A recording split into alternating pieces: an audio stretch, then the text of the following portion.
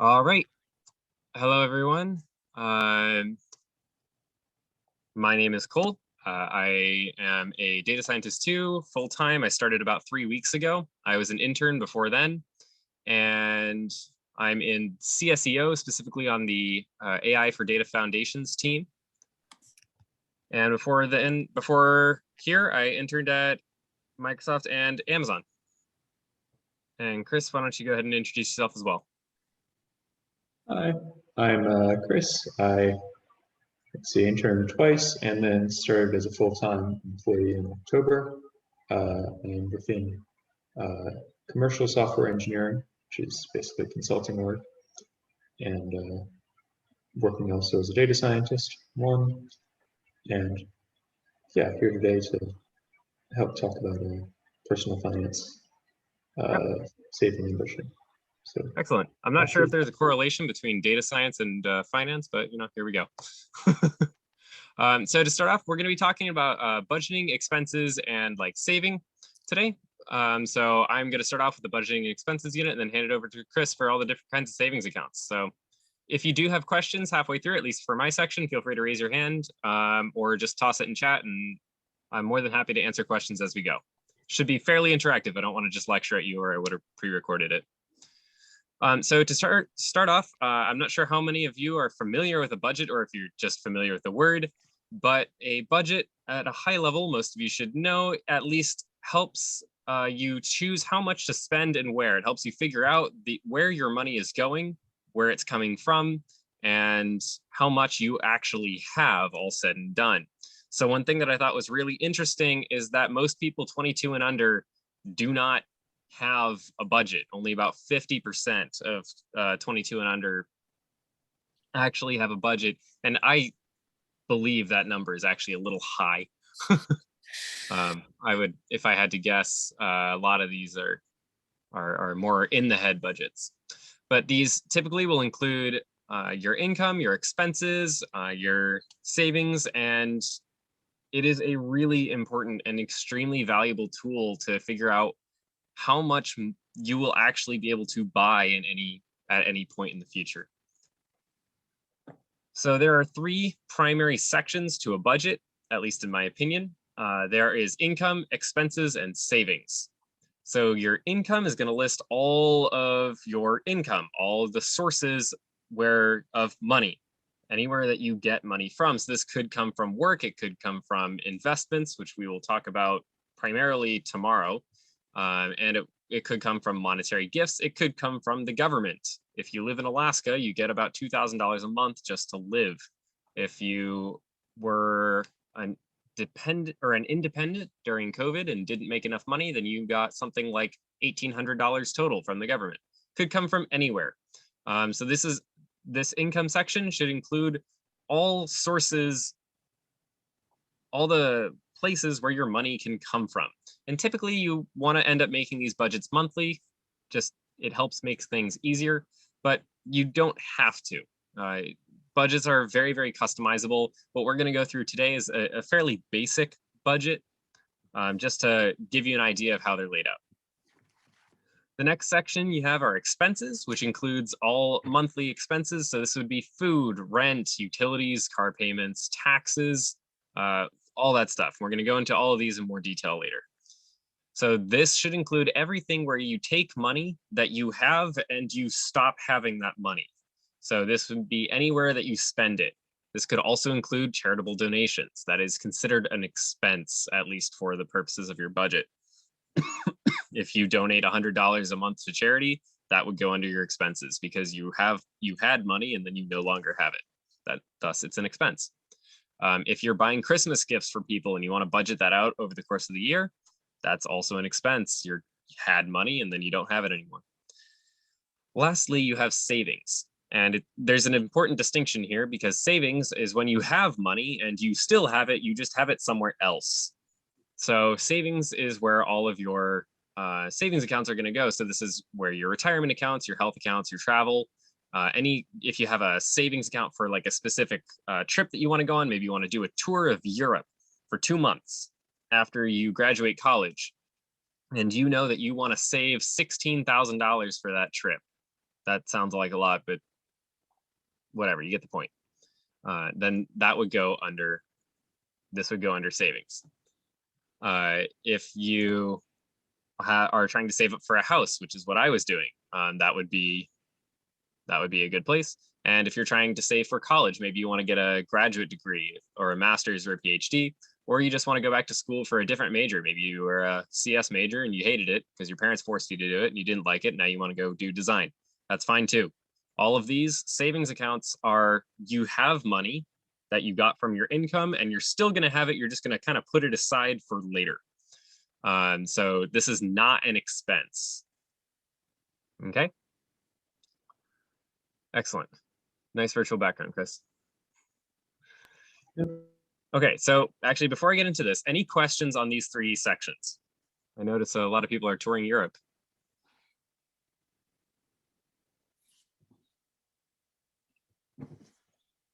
Okay, if there are no sections, then I'm going to go ahead and move on.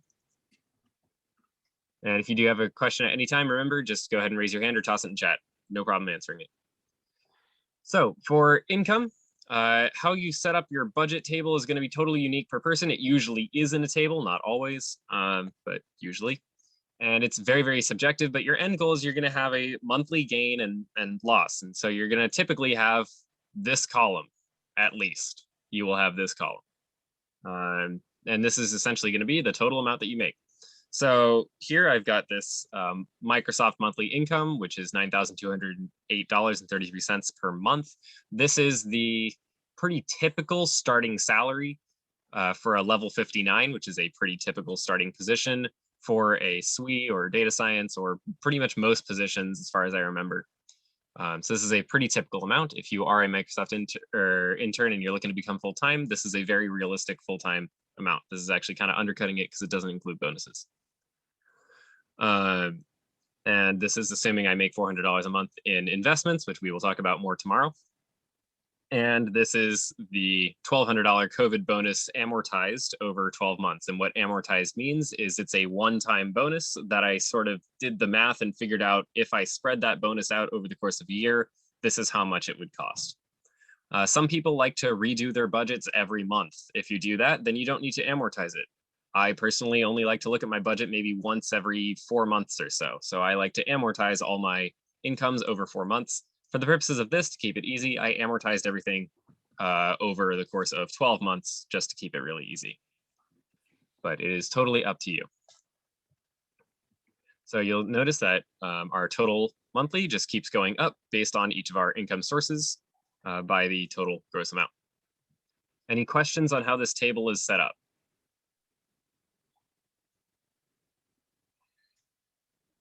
Yes, this is a typical pay before taxes. Thank you, Chris. Good point.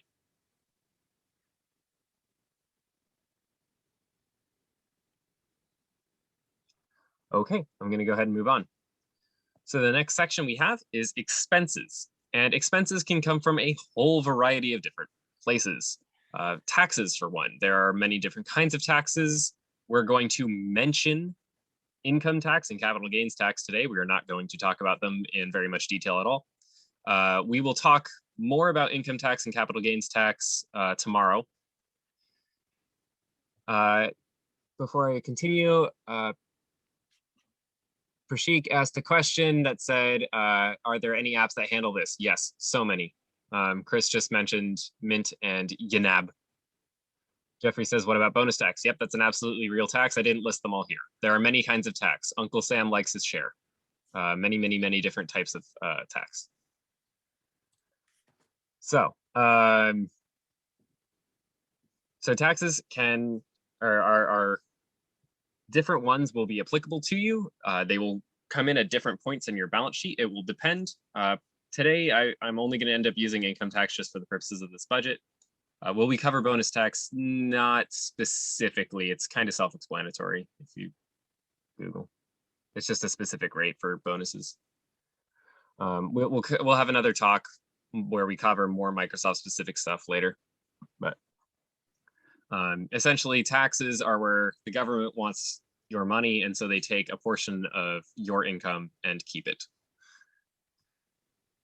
And the next expense, primary expense, is food. This is kind of important. You need it to live.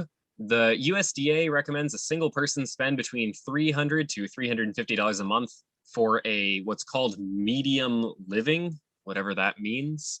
I personally spend far less than $300 a month. I don't eat out very much. I primarily buy groceries and probably spend as little as 100 to 150. It's very, very doable, but I am also a bit of a stinge meister, as people who know me can attest to. So actually, it sounds like somebody has their mic on. If you wouldn't mind just making sure. Never mind, I found you. Okay. So a realistic amount is probably closer to 300 to 350. This gives you some room to go out to eat maybe once a week or more. You can, if you want to break down your food budget more into dining out versus groceries, feel free to do that. It's your budget. You can break sections down into more if you want. The USDA has different recommendation levels, by the way, for mediocre living, tight living. The USDA also considers pizza a vegetable. Seriously? That's interesting. And anyways, their most expensive tier is luxury, which is about $550 a month for a single person, which frankly is insane to me. That would be like going out to eat, I think, basically every single meal. That comes out to almost $20 a day, which is kind of crazy to me. 300 to 350 a month is about $10 a day. So I think that makes it nice and easy. Rent is another large expense. It comes out. So a rule of thumb that you're going to hear a lot is that you should not be spending more than about a third of your take home, which is your after tax, on rent. You're going to hear other people say you should be spending no more than a third of your gross on rent, meaning before tax. You're going to hear other people saying that rule is garbage. I personally think that the 13, or sorry, not 13, the 1/3 after tax is a pretty reasonable number, but this rule can go out the window at high incomes. So if you are making $150,000 a year, you may want to spend less than a third. If you are buying a house and paying mortgage, you may want to spend more than a third, because mortgage payments can count as a savings account if you think about it. And we'll talk about that more in the savings section. Car payments are another really common one. So it is recommended that you spend no more than 30% of your annual income on a car, meaning if you make $150,000 a year, you would be spending no more than $45,000 on a car. Most car loans are 5 to 6 years, so that comes out to about 5 to 6% of your take home on your car payment. So my personal recommendation is that you start with a crappy car or no car, but that is personal recommendation. That's not necessarily a best practice. I'm sure many people would pick a fight with me on that one. But definitely don't forget the cost of gas and repairs. This is a really important thing that a lot of people will forget about. If you have a Hummer, which I guess they don't make anymore, but those things get a fat 6 gallons or 6 miles to the gallon. So you will be spending a lot more on gas than you would if you had like a hybrid or an electric car. So it's also important to think about how that affects your monthly expenses as well. On a Model X, no, I will be getting a Model 3 most likely.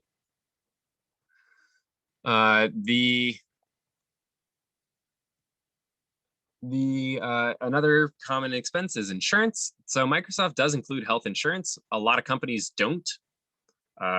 So you may have health insurance as a monthly expense. If you're a Microsoft intern, I don't believe you get health insurance. Jeffrey, I'm sure you can correct me on that. You happen to be on the call, right? We do get health insurance. We get health and vision. Beautiful. Okay, so apparently we do get health insurance and vision. And zero premiums. Yeah, that's nice. But a lot of them don't. So definitely worth keeping in mind, checking to see if you do get health insurance. If you don't have 100% included health insurance, oftentimes it's deductible or deducted from your income. Keep that in mind as well. Car insurance as well. Definitely your company will probably not provide you car insurance unless it's like a delivery driving job. Also homeowners insurance and pet insurance, whatever is applicable, whatever kinds of insurances you can get. You can insure pretty much anything if you find the right policy. So whatever you choose to get, just keep in mind that's going to be an expense. Activities. I personally recommend budgeting about $400 a month for fun stuff. And to those of you who know me, this will start after I get the house.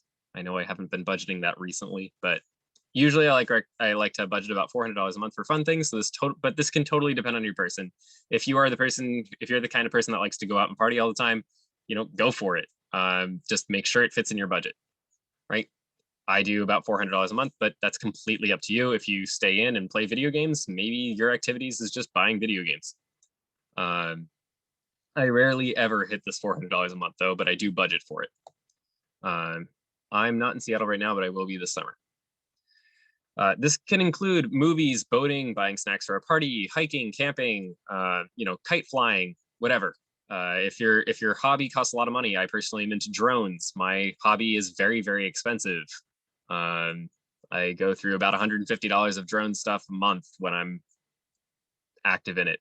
But yeah, I definitely like to highball this number. As I mentioned, I budget about $400 a month for it. Rarely ever do I actually hit it. So highball, in case you don't know, just means overestimate. Pilot's license. Yes, I should get mine renewed. So utilities, totally depend on your area. If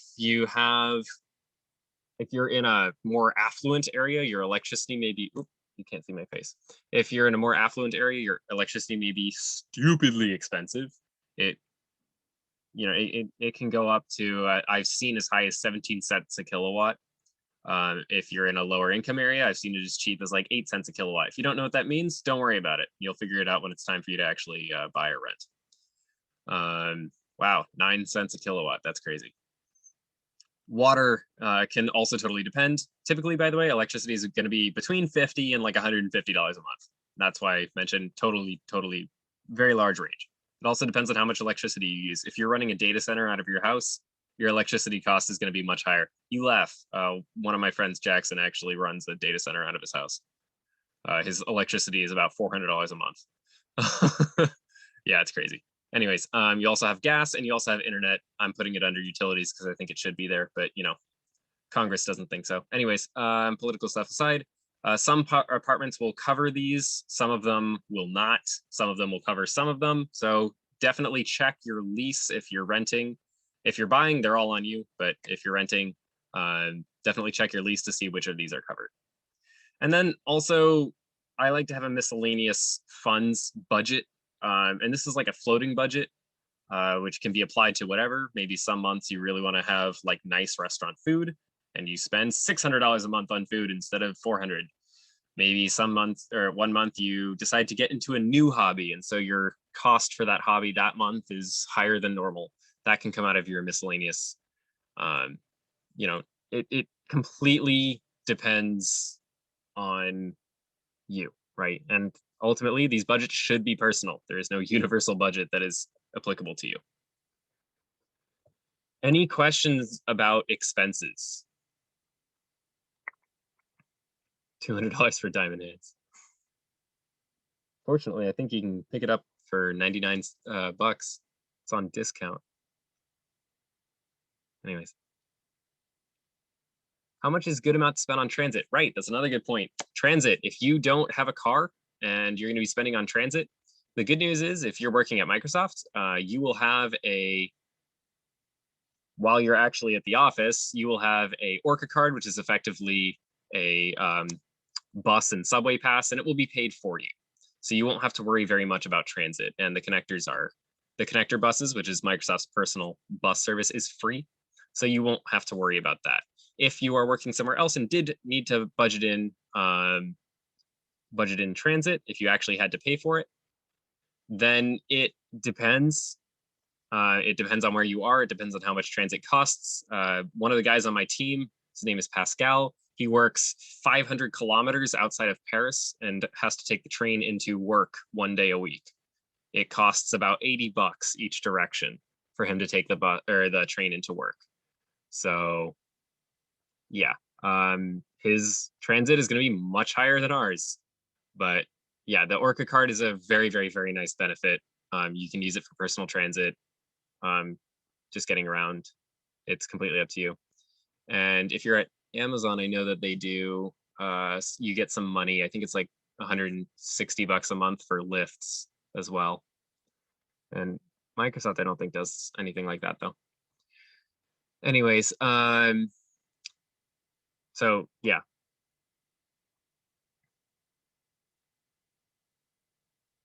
How about spending furniture and other big stuff for your apartment, right? So for those kinds of expenses, I like to amortize them, right? So I take, if my furniture is going to cost $6,000, I take that, divide it by 12, which is 500, and I spend $500 a month on furniture, and that becomes my budget for furniture. Oftentimes for furniture, you can actually do a 12-month payment off option or a 24-month payment option, usually with 0% interest. Meaning that if the sofa is $6,000, you actually only pay $6,000, but you get 12 months to do it. And that makes it really easy for budgeting. Really, really easy.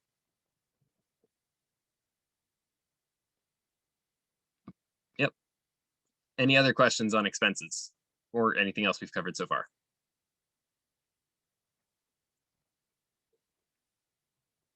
All right, I'm going to move on. So here we have an example of our budget. I just started off with our income from the previous slide, which was $9,708.33. I then apply income tax first because that is how that is actually going to work. So your order here does matter, right? So this is an example. This is not a full inclusive budget, but here I applied income tax first as 32%, which knocked off $3,106.66, knocking the total monthly down to $6,601.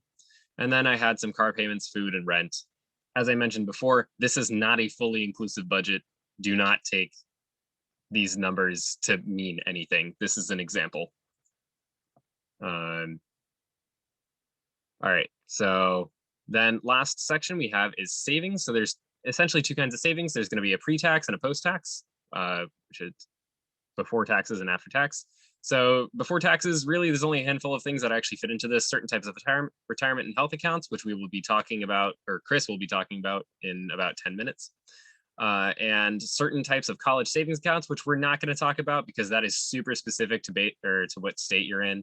Some states make their college savings accounts pre-tax or selectively or like reduced tax. It's a little weird. I'm just not going to get into it. But that's basically it. There's actually not a whole lot of pre-tax savings accounts you can get, which is why we're going to focus so much on maximizing the amounts that you do have. For the rest of your tax or savings accounts, you're going to have some kind of post-tax savings. So this could be other types of retirement accounts, other types of health accounts, or college savings, as well as investment accounts and a rainy day fund. A rainy day fund is just an account that you have set aside. It typically contains about 3 to 6 months, recommended is 6 months or higher, of living expenses, full living expenses. So all of your expenses on your budget, multiply that by 6. That's how much money should be in that rainy day fund. And that's in case you get fired or something happens, you get laid off, or maybe just something horrible happens. You break your leg and can't go into work. You know, whatever it is, it's for a rainy day. It's for a day, for a bad situation where you will need to have potentially some money set aside just in case. If all goes well, you'll never use this, but I don't think I know anybody that has never actually used this and is over the age of like 50. And then you can also have savings accounts, which are more personal. So if you're planning on saving up on going that trip around Europe, that would be a travel saving account. You can just toss, if you have a account with a bank, you can ask them to open up a savings account and just funnel some of your money into that account specifically. And so you say that you're saving that for travel. If you're saving up for a house, that's another type of account that you can just open. It's just a generic savings account. All banks have them, and you can just toss money in there. And if you have something specific like that hair color that you always wanted to try, but your mom wouldn't let you do it while you still live in the house, but now you don't live in the house anymore, so you can give it a shot, let's go ahead and save up for that as well. These are completely up to you, whatever you want to save for. And these are ultimately decisions that you have to make for yourself, and not, we can't make them for you. But definitely give it a shot. You feel attacked. by examples if you want. Jeffrey points out, please get a high interest savings account, because why would you get a savings account with 0% interest when you can get a 0.5% interest account, which is actually a really good point. So certain types of savings accounts based on whatever bank you're in will potentially just give you money for having a savings account. And you can spend some time Googling about high interest savings accounts if you want to learn more. But in the interest of time, I am not going to be covering them here. It looks like Jeffrey listed a couple in chat, Ally and Marcus. And I'm just reading them out loud for the people on the recording. Or Ali and Marcus, sorry. So here I've appended some of the savings to our, inserted some of the savings entries into our statement. So here we have a 401k, which I have determined as a pre-tax savings account. We're going to talk about that later, but you'll notice that the subtraction comes out before we do taxes. Right, so this is where the savings account comes from, and it goes into our 401k savings account. And then we're going to have a income tax applied, and you'll notice the amount that the income tax takes away is less because we already took some out pre-tax. And then we're going to have a savings, just travel account, where I have arbitrarily decided that 10% of what I have left over after taxes is going to get saved for travel. This is not a real budget. Again, don't take the numbers too seriously. But the point is that you can choose to have it be a portion, and you can also have it choose to be a fixed amount. So right below that, I believe I have car payment. Sorry, the stupid Google Slides thing is covering it. There we go. Car payment. It's a fixed $350 expense coming out at $400. And so our total is $4,416.45. So this is the full thing that includes everything that we went over so far. But again, this is way too simple to be a fully inclusive budget, at least in my opinion. I would break down a whole lot of these far more. I'm not including a whole bunch of different types of taxes. I'm not including a whole bunch of different types of investments, and you'll learn more about these hopefully over the next hour or next half hour, and again, more in tomorrow. But the important takeaway here is that this is your total. After all of your expenses or your earnings, your income, your expenses, your savings, this is your total. This is what's left. This number has to be positive. If this number is not positive, you will slowly go broke. That would be bad. If this number is negative, it is very important that you figure out where you can be cutting things, right?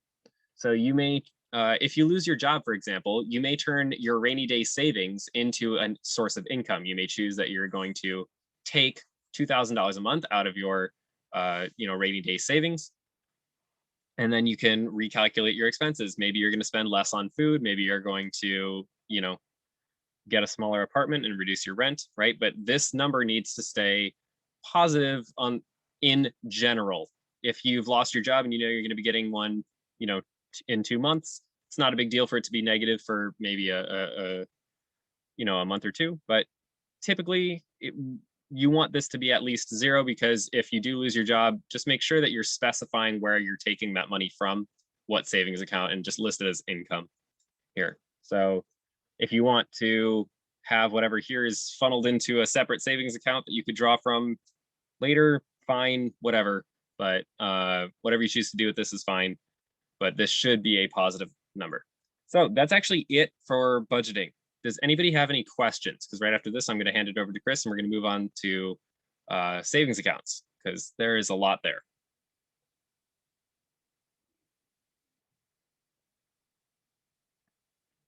All right, take it away, Chris.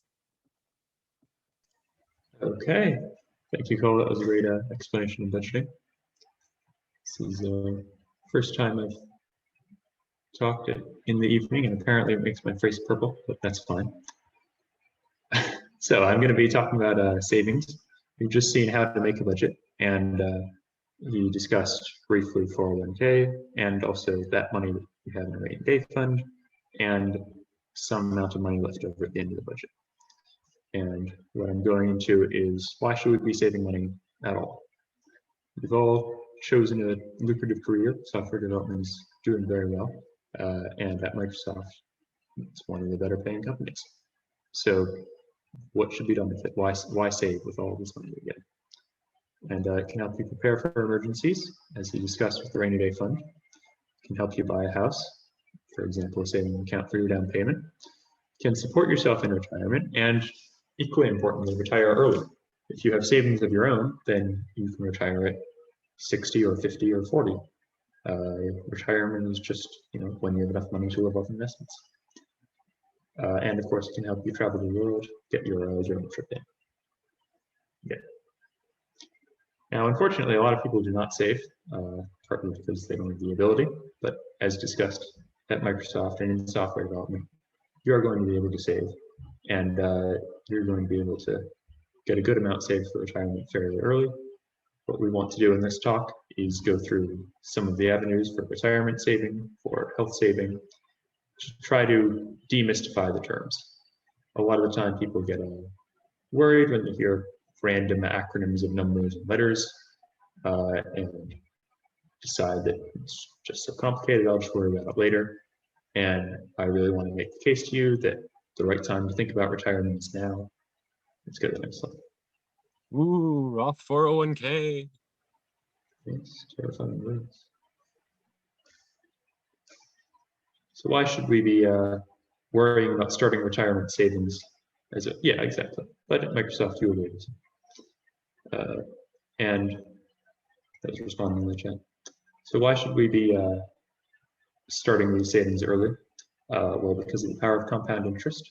We'll be sharing this deck. You can use the link at the bottom there to run your own simulations. But essentially, the more that you put in early on, the more time it will have to grow, and you will quickly start seeing these exponential curves like we have here. So in this graph, there was an initial investment of 200,000, and then that red line is assuming a market return rate of 6%, which is fairly typical. And you'll find that after 50 years, it will be at about 3.5 million, which is certainly enough to retire off of. That's just one example. We're not going to go too far into math of compound interest and interest rates and all of that. We just want to make the point that by saving a small amount now, you will have a lot of money decades in the future.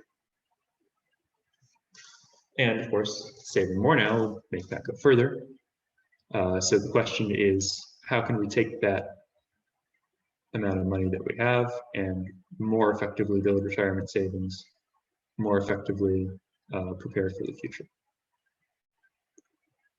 Taxes, as Cole discussed, we've got to pay them. I don't want to go too in depth about particular rates, but I do want to talk about how there are various retirement savings accounts that are available to you that can reduce your taxes paid.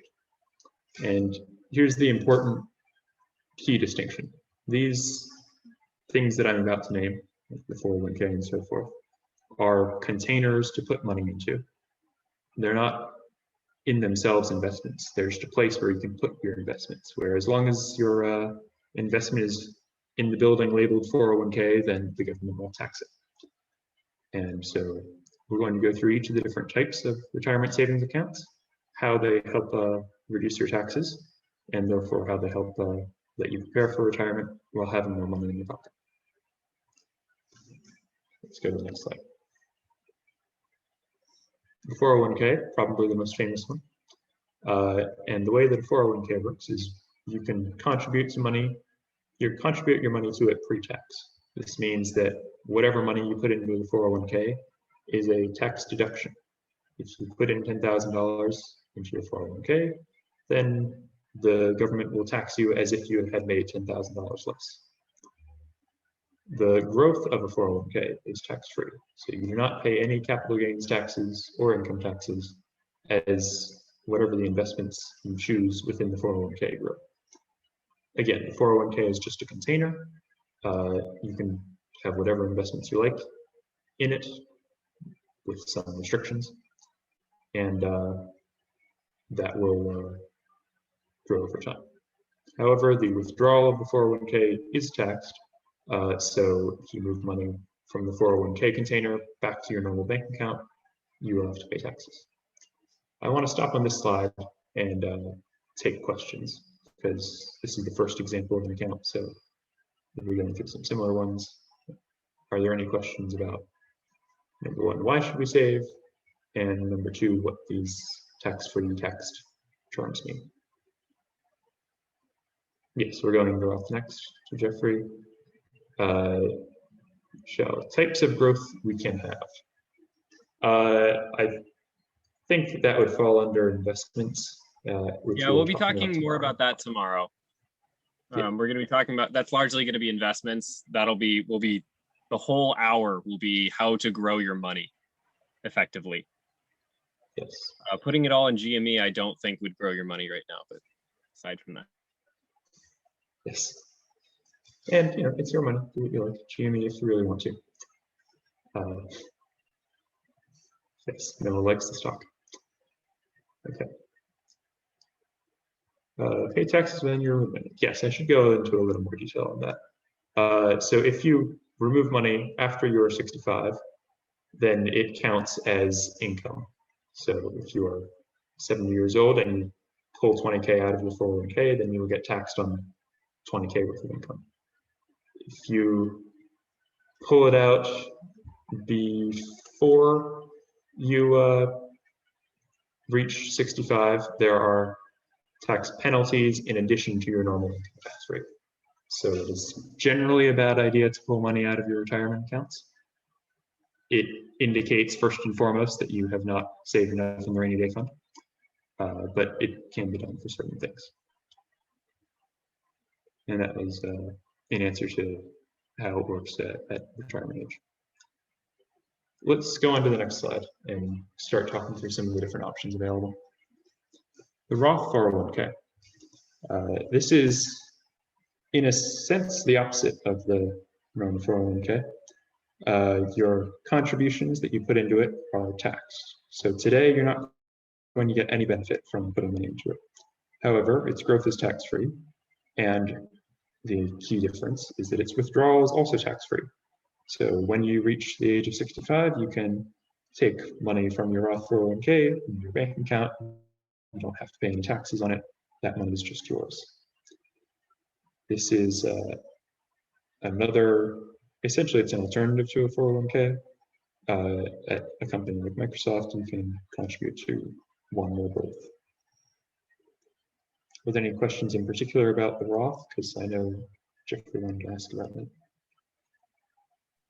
One thing I do just want to add really quickly is that when we're talking about investing tomorrow, if you plan to do a lot of investing, typically the Roth 401k is preferred by a lot of people because your withdrawals are untaxed. So if you start with $100,000 and it grows to 3 million, you'd much rather get taxed on 100,000 than 3 million.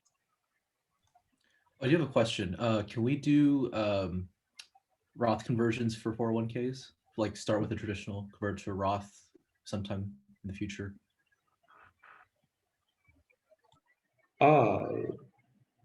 Turning a traditional to Roth. I believe that is possible, but I'm not sure. I know people can do it for IRAs, but I'm not sure for 401ks. Yeah, I believe, when you leave a company, these monies can be rolled into different companies, and maybe we can eventually find a company that lets you. I don't know about Microsoft in particular. How much should I put in? That is what we will get to, partly. I think I'll leave that for a future slide, but I will get back to the question of how much I should put in. Yeah, let's go to the next slide, which is what Jeffrey mentioned, IRAs. Traditional IRA is individual retirement account. It has the same tax properties as the 401k. So contributions are tax deduction, growth is tax-free, pay taxes when you withdraw it. However, it is, as the name says, individual rather than through the company. So if you're an intern, this is something that you can use. You can just go to Vanguard's website, say, I want to have a traditional IRA account, and then transfer some money into it. However, there are income limits on who is eligible to contribute to these. And outside of your first partial year at Microsoft, you're probably not going to be eligible. Roth IRA, same thing. Same tax properties as the Roth 401k. It has an income limit as well. Surprisingly, it has a higher income limit, but It still applies, and still after your first couple of years at Microsoft, it will probably be beyond you. Both of these are good options, though, if you are able to find the funds to put in as an intern or generally before, because it's more opportunity to get money into those tax advantage accounts. Any questions about IRA, Roth IRA?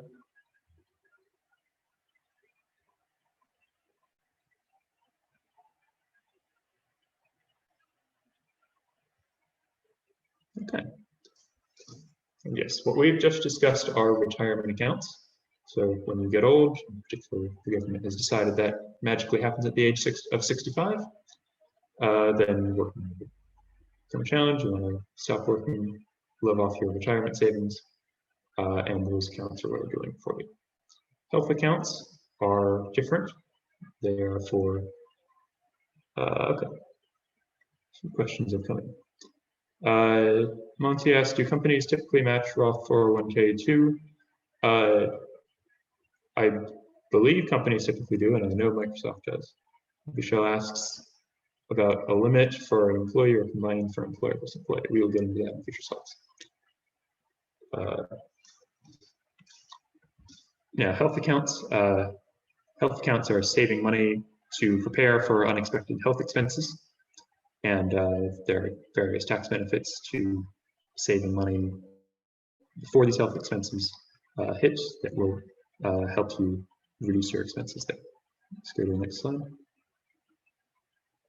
The health savings accounts. You see a lot of green on this slide, and that is because health savings accounts are triple tax-free. When you contribute money to a health savings account, you get to deduct that at the end of the year. The money in your health savings account can be invested. Again, all of these are just containers that investments can be under. And the growth of your investments is tax-free, and the withdrawal is tax-free. The catch here is, as the name suggests, it's only for health expenses. So if you... So actually, you can use HSA money to pay for non-health expenses. You're just going to have to incur a penalty.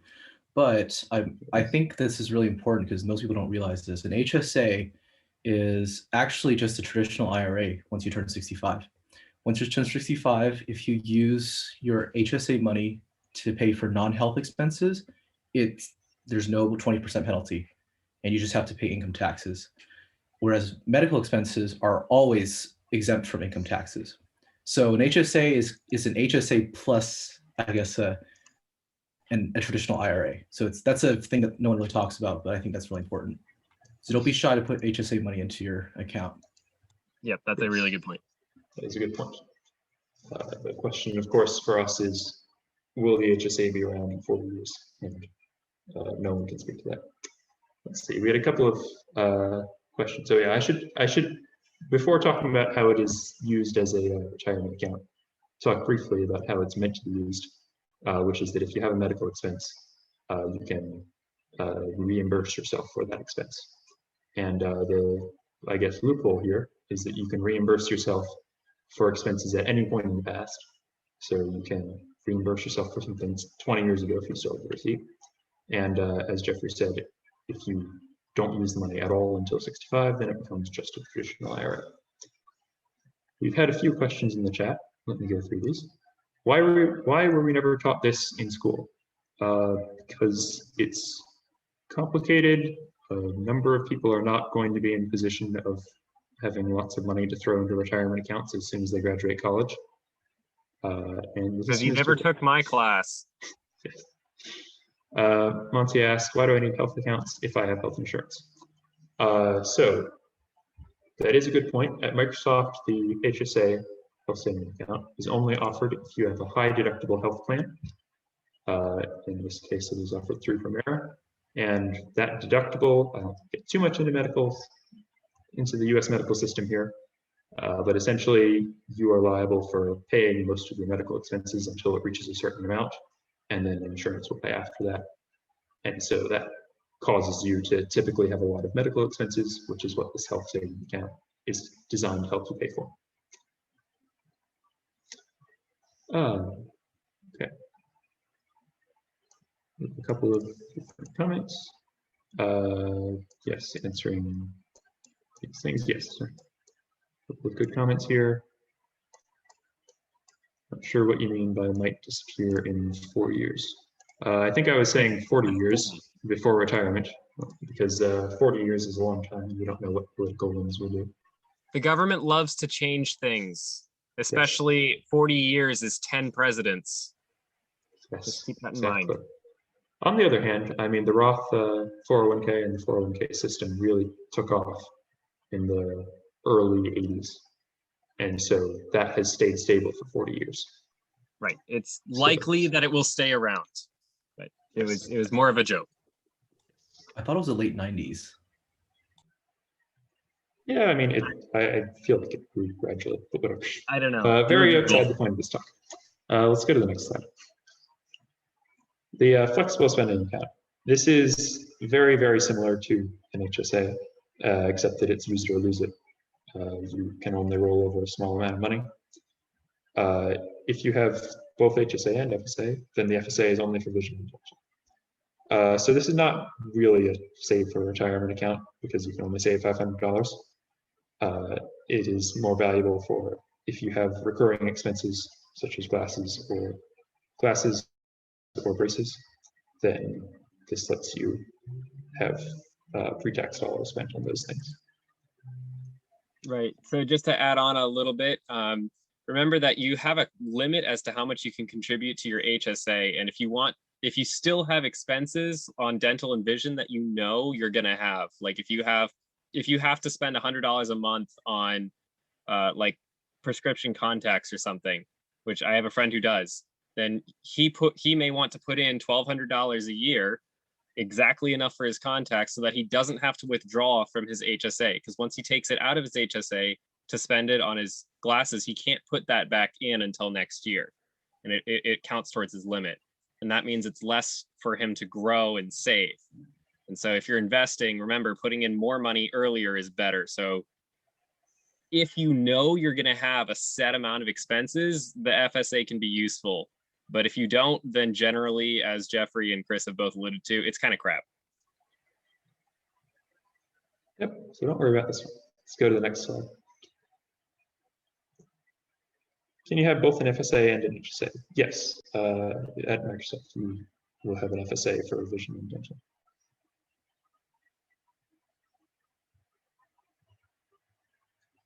Right, so here is a table, which I will slowly talk through, basically running through what are the various plans. We'll review what we just went through in the earlier slides. We'll talk about what the contribution limits are. All of these have them. And then we have a column on the right to just remind of the tax properties. So the 401k and Roth 401k both require that you be a full-time employee at Microsoft, and they both have a contribution limit of $19,500. That contribution limit and all of these are increasing with inflation. So these are the limits here just for 2021. The Roth 401k and the 401k, they share that contribution limit. So you could put 10,000 in one, 9,500 in the other, if you wish. Similarly, the traditional IRA and the Roth IRA, they share a contribution limit of $6,000. They don't require you to be an employee. You can open one as an intern, and if you have the funds available, you may well want to. However, they have income limits. The traditional IRA, you only get to deduct all the money you put in if you made less than $66,000. And there's a sliding scale of like, you can only deduct a percentage. Up until at 76,000 and above, you can't contribute.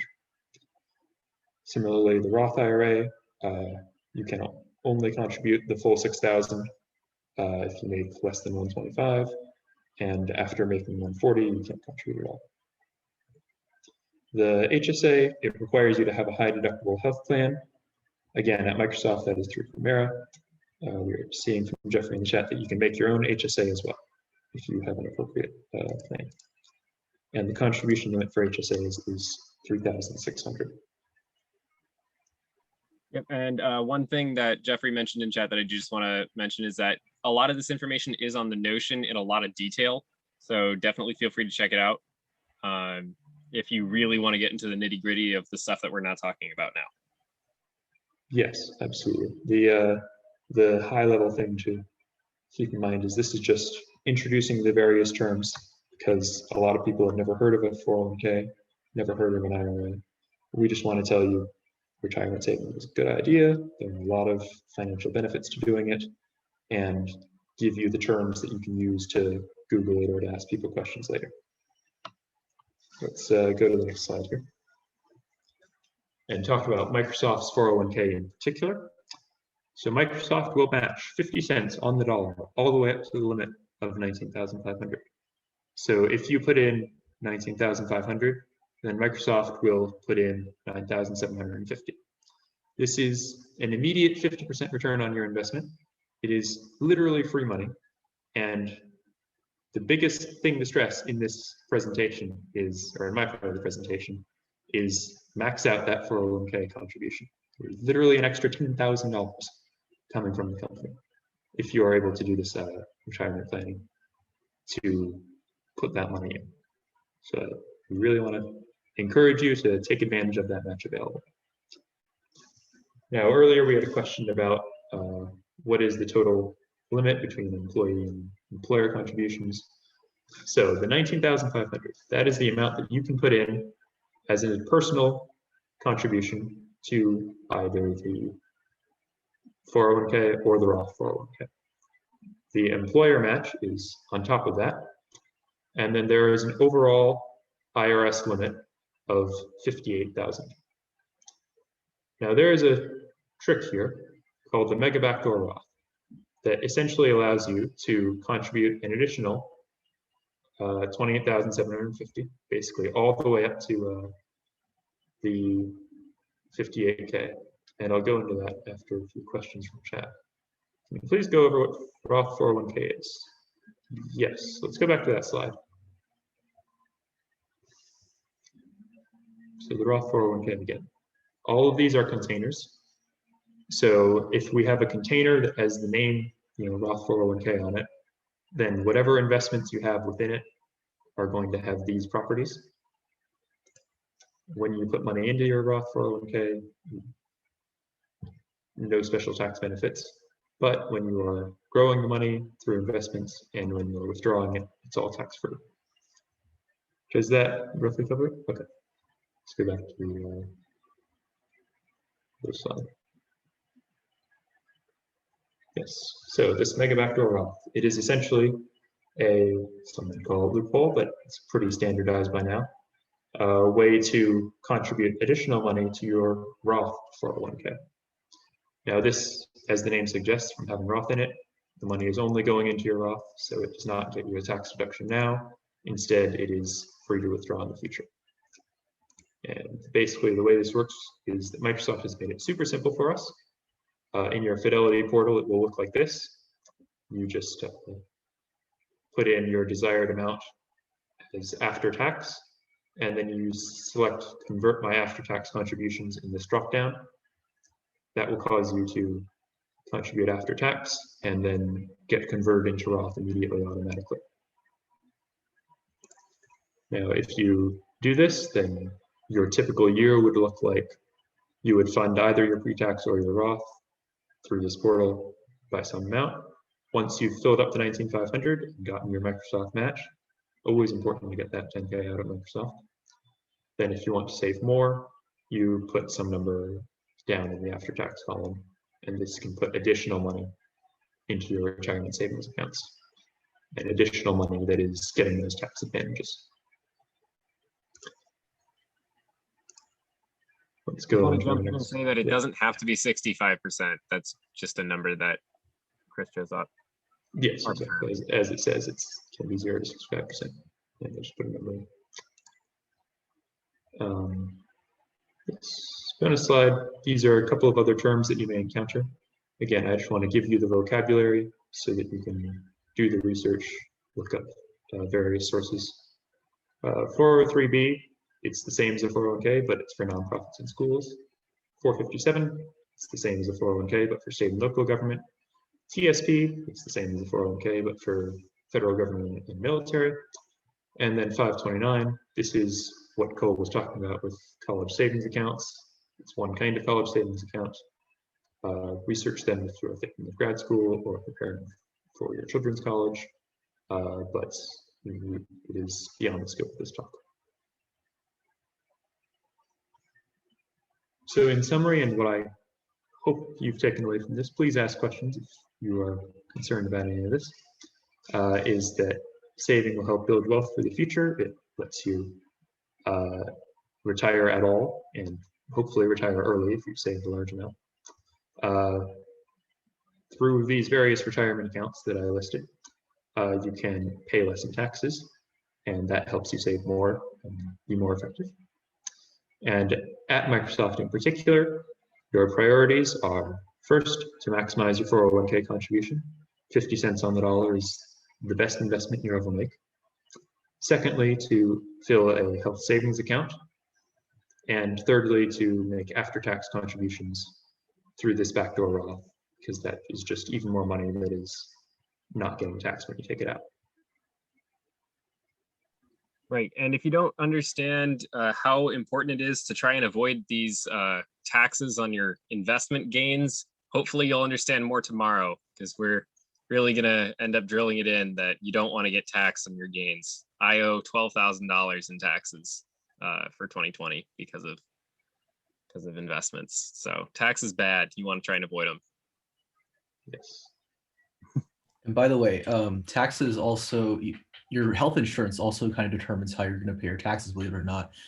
If you want to contribute to your HSA, because again, it is another traditional IRA, basically, if you are healthy, then you have to pick a high deductible plan. So you have to pick the Primera plan with Microsoft. You can't do Kaiser Permanente. You cannot do the East Side plan. You have to do Primera. Just keep that in mind if you're intending on contributing to an HSA. Yep. It's also worth noting that an HSA and a high deductible health plan is frequently recommended if you're young and don't expect to have a lot of health expenses. Yes. So again, something beyond the scope of this talk. Right. We had a question. Can we go back to slide? Sorry, this one? Yeah, that one. Yeah, Desi asked about the non-Roth versus the mega backdoor. So we've gone over the two types of accounts, the 401k and the Roth 401k. With your regular contribution, the limit is $19,500, and you can split that however you would like between the pre-tax and the Roth.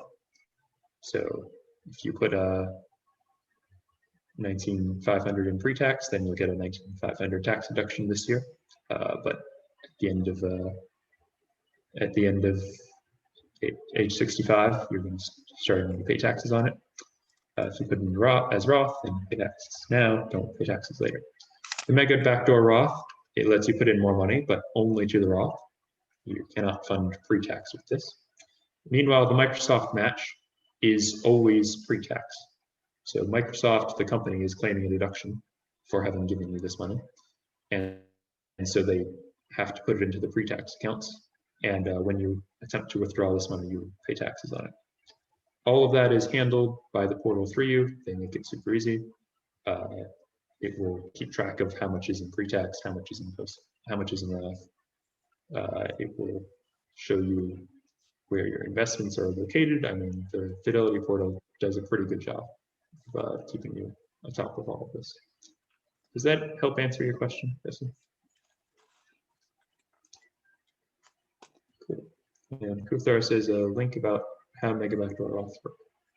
Yes, that link is a good source. Again, the Microsoft portal makes it super easy. You set 65 or some other amount there as after tax. You select convert my after tax contributions, and that's the mega backdoor Roth. It is not too complicated. Can we go back to the summary slide? And I'll ask if there are any further questions. From both sections, by the way, if you have questions on budgeting, ask them now too. Yeah, absolutely.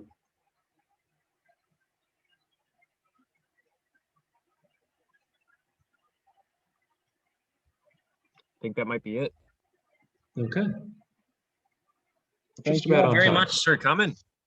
I hope this was helpful for you. Yep, if you need more time to understand this fully, Yes, feel free absolutely. to also. Reach out to either of us.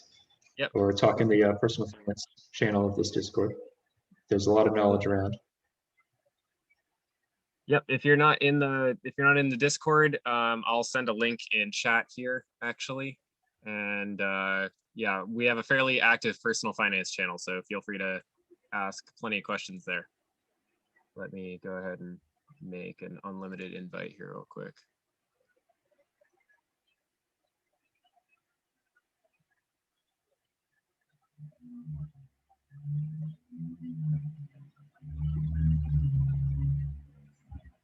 All right. There you go. The slides will be, yes, the slides will be posted in the Discord, and probably also toss them on the Notion as well, actually. I think that'd be a good place to put them. Yeah, the wiki pages do go into way more detail than we did here. If we were to go in that much detail, this would be like a 10-hour talk. So definitely feel free to check out that Notion as well. If you really want to talk about the details, I love talking about the details. Please talk to me. I get off to it. No, I'm kidding. I think that's a little too extreme, but please talk to me. I'm more than happy to explain all the specifics. Yep. Excellent. Okay, I think that's going to be about it. Yeah, Jeffrey, are you on the Discord actually? I don't know. No, I'm not. Get on the Discord. I'm just going to be on Slack for now. So yeah, join the Slack. I'm sorry. I'll create an account soon. I don't know. We'll see. I'll make an account for you. God damn it. That'll be the next talk, how Alright. to make a Discord account. All right. Okay.